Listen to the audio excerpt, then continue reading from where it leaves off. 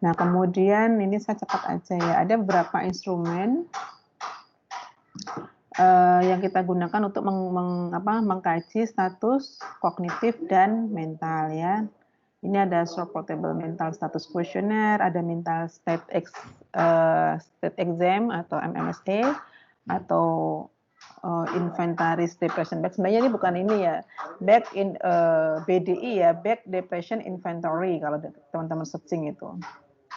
Ya, back depression inventory, atau juga ada geriatric depression scale atau GDS. Ya, nanti kalau kita ngomong dalam konteks lansia itu GDS bisa gula darah sewaktu atau geriatric depression scale. Ya, mungkin juga ada yang lain, teman bisa mencari lagi sendiri. Ya, ini ada short portable mental status questionnaire atau SPMSQ. Ya, jadi untuk mendeteksi adalah tingkat kerusakan intelektual. Ya, terdiri dari 10 pertanyaan tentang orientasi, riwayat pribadi, ya, dan lain sebagainya. Kalau misalnya ada yang rusak atau salah, kita kasih nilai skor 1. Jika tidak rusak atau jawabannya benar, kita masuk skor 0. Jadi misalnya ini ada pertanyaan, nanti kita lihat, misalnya kalau nanti teman-teman pakai itu, di praktek ada 10 item pertanyaan, ditanyakan nanti ya, tanggal berapa hari ini, ya, kemudian hari ini hari apa, nama tempat ini apa, ditanyakan semuanya. Kalau misalnya ada apa namanya, tadi kalau salah skornya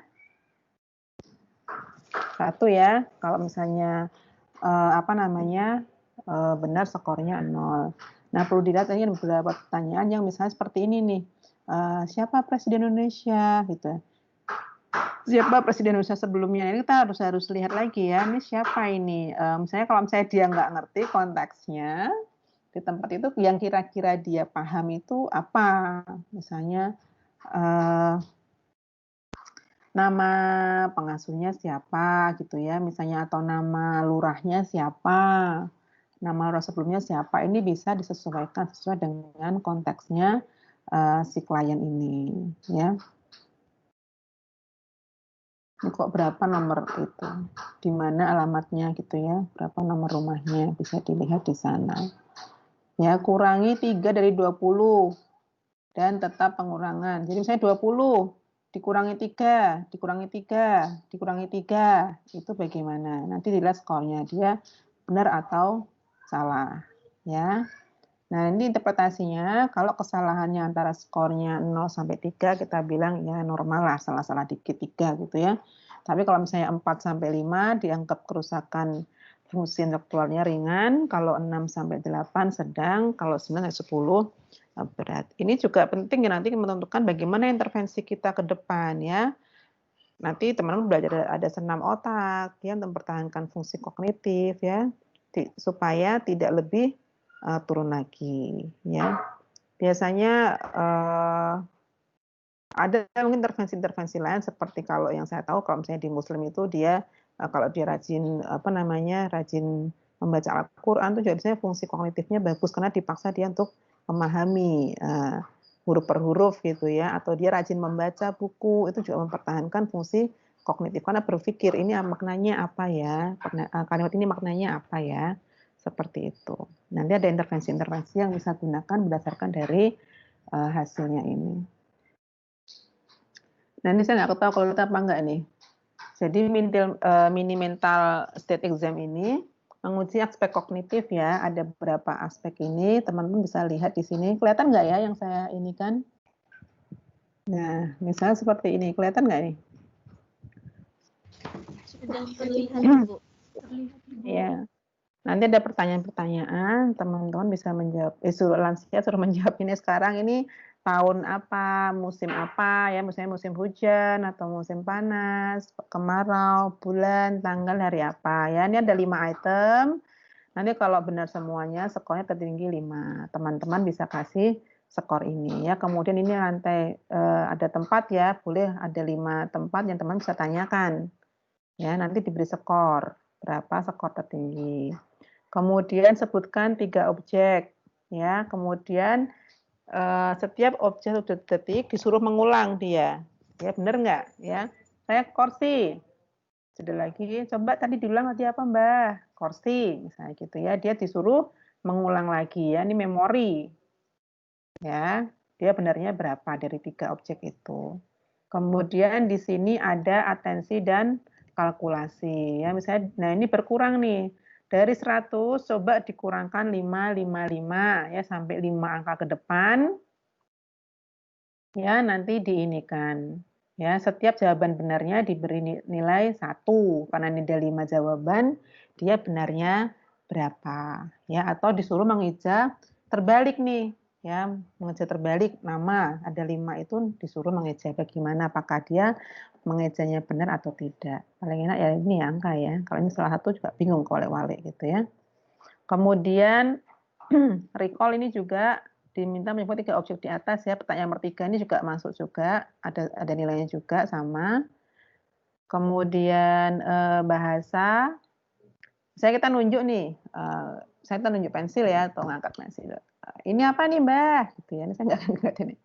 Oh, misalnya benar nggak jawabannya tunjuk? Oh, itu buku, itu meja, itu bangku. Jadi suruh kita nunjuk, dia cuma menyebutkan apa itu, ya. Ini gampang lah 2. Kemudian ini ya disuruh mengulangi namun ya tanpa. Ini untuk artikulasi ya, apakah dia bisa mengulangi. Ya, ini skornya 1.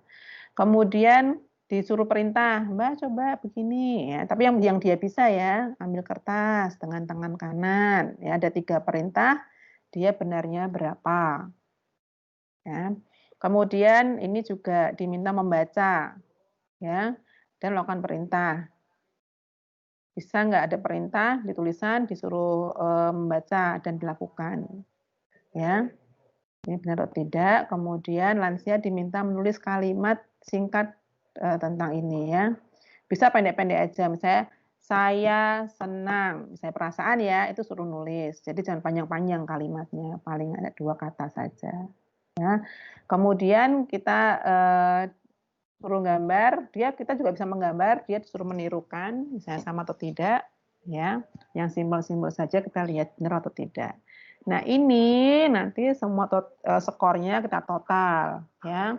Ini ada interpretasinya, kalau skornya 16 atau kurang, ya dianggap ada gangguan kognitif. Kalau dia 17 sampai 23, kemungkinan terhadap gangguan kognitif ya. Kalau 24 sampai 30 skornya itu tidak ada gangguan kognitif. Sampai sini ada pertanyaan? Gampang ya. Besok kalau ada pengkajian lansia bisa melakukan ini.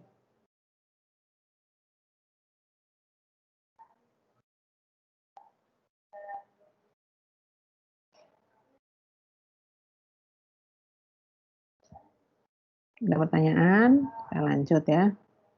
Kalau ada pertanyaan nanti saya cepat nih kuliahnya. Jam 11:30 selesai. Kemudian apa lagi tadi ini ya?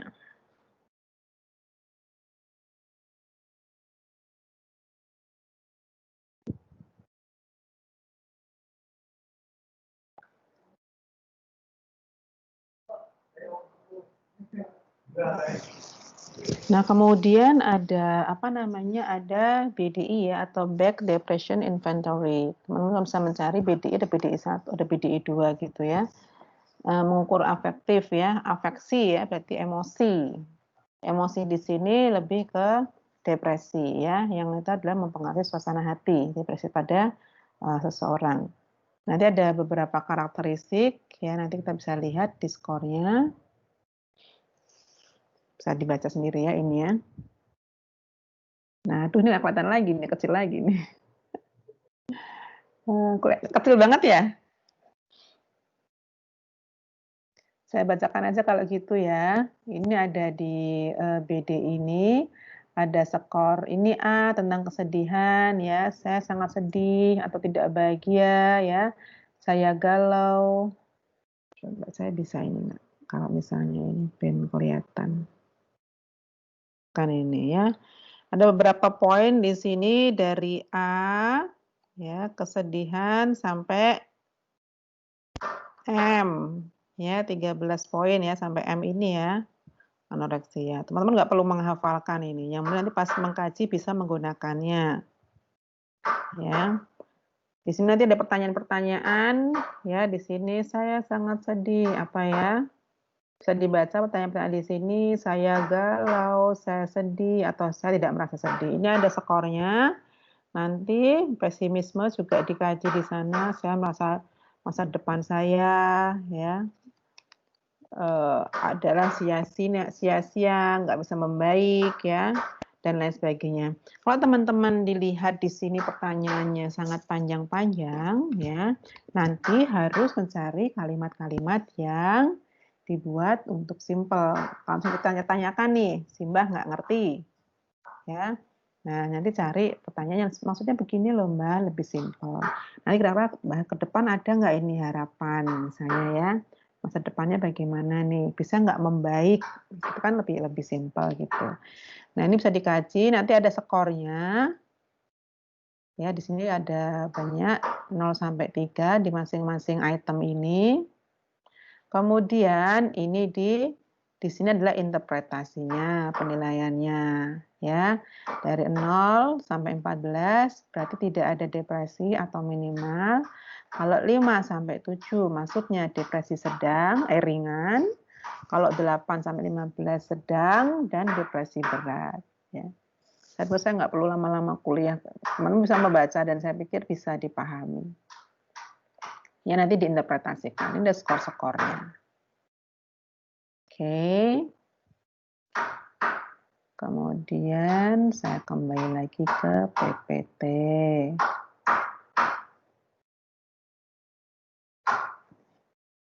Ada pertanyaan sampai di sini?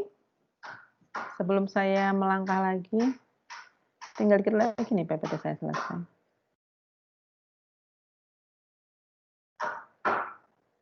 Ya, ini ada geriatric depression scale. Ya, ini versi panjang. Tetapi nanti teman-teman bisa menggunakan versi pendek yang ini, ya, shortnya. Ya, nanti bisa terjemahkan sendiri. Geriatric depression scale. Aduh, ini yang short formnya, ya. Secara umum, apakah puas dengan hidupnya? Ya, kemudian apakah ada penurunan minat dan kegiatan? Ya, ini pada over past week ya satu minggu ini ya, belakangan ini ya. Kemudian apakah hidupnya merasa kosong? Apakah merasa bosan ya? Apakah bersemangat? Ini harusnya kalau misalnya dia depresi, jawabannya yang mana nih? Harusnya bukan yang di bold ya. Harusnya dia kalau orang normal atau itu tidak depresi jawabannya no. Kalau dia dapat jawabannya yes, berarti dia diberikan itu ya.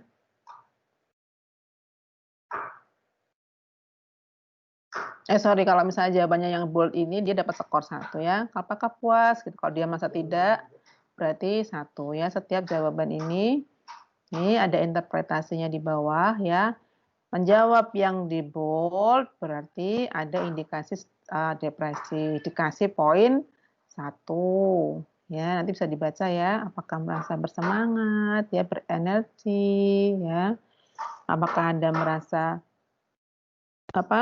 worthless, tidak tidak bernilai ya, worthless itu nanti bisa diinikan. Nah, kalau misalnya skornya lebih dari 5, nah berarti ini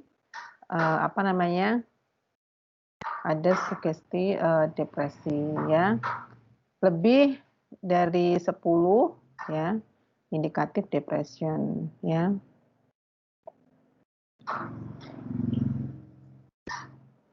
Nanti bisa bisa dibaca lebih lanjut untuk depresi ini. Ini pengkajian fungsi sosial ya, jadi kita bisa melihat bahwa lansia itu tinggalnya dengan siapa ya. Kalau misalnya dia di panti breda, berarti dia berhubungan dengan siapa saja di sana. Kalau dia di keluarga ada dengan anaknya, ya mungkin mantu, cucu, ya, atau mungkin dia cuma suami istri sendiri seperti itu. Nah, kalau misalnya dia di panti, dia bisa berinteraksi dengan siapa? Teman sekamarnya, dengan petugas pantinya, atau mungkin dengan keluarganya yang menjenguk atau tidak gitu ya. Nah, pengkajian fungsi sosial sebenarnya banyak sekali, teman-teman boleh mengkaji apapun yang intinya adalah mengkaji bagaimana interaksi lansia dengan lingkungannya. Ya, di sini ada ada pengkajian support system, ya nanti dikaji di sana. Ada caregiver burden, ya. Jadi dilihat itu caregiver burden, beban dari caregivernya. Kita juga bisa mengkaji di sana. Karena kenapa ini yang dikaji caregivernya? Karena secara langsung tidak langsung beban dari caregiver ini kadang-kadang juga mempengaruhi pemberian pelayanan si caregiver ini kepada lansia.